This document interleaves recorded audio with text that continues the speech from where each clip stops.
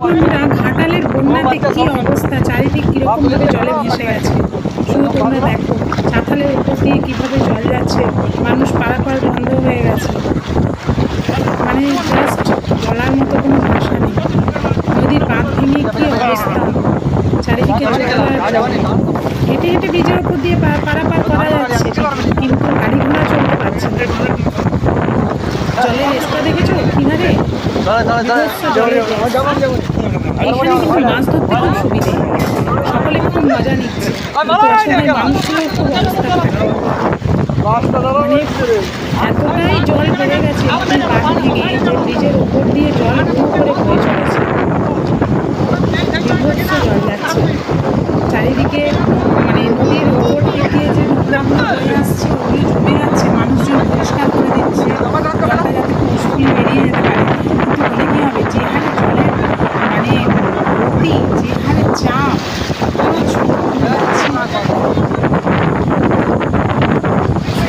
ভাবা যায় না।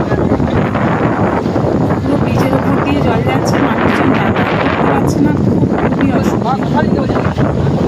এই জলটা নদীতে গিয়ে পড়বে, কিছু বলার আর ভাষা নেই।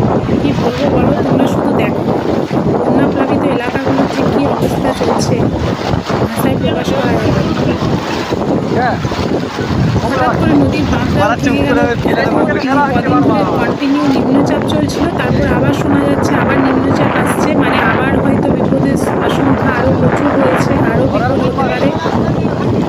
একটু চেষ্টা করে প্রত্যেকে অসহায় মানুষগুলোর পাশে থাকতে, তাদেরকে সাহায্য করতে, যারা ছাড়া হয়ে গেছে এখানে ওখানে আশ্রয় নিয়ে থাকছে, কিছু করার নেই। আসলে এত জল আর এরকমভাবে তাদের বাড়ি ঘর সব ভেসে চলে গেছে। তোমরা চেষ্টা করো প্রত্যেকেই থাকার।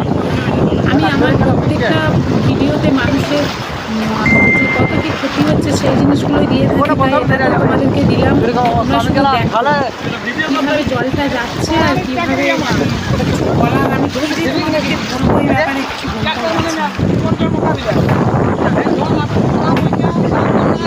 এইভাবে নদীর জলগুলো যে একেবারে গ্রামকে ভাসিয়ে নিয়ে চলে যাচ্ছে, আর অসহায় মানুষগুলো তোমাদের কাছে একটাই চেষ্টা করবে বন্যা প্লাবিত মানুষগুলোর পাশে দাঁড়াতে, তাদেরকে সাহায্য করতে। আর ভিডিওটা অবশ্যই প্রত্যেকে একটু শেয়ার করবে, যাতে সকল মানুষ দেখতে পায় যে কীভাবে বন্যা ক্ষতিগ্রস্ত হচ্ছে। এই জল গিয়ে প্রত্যেকটা গ্রামকে ধুয়ে নিয়ে যাচ্ছে, সেই মানুষগুলোর পাশে যেন প্রত্যেকে দাঁড়ায়। Like comment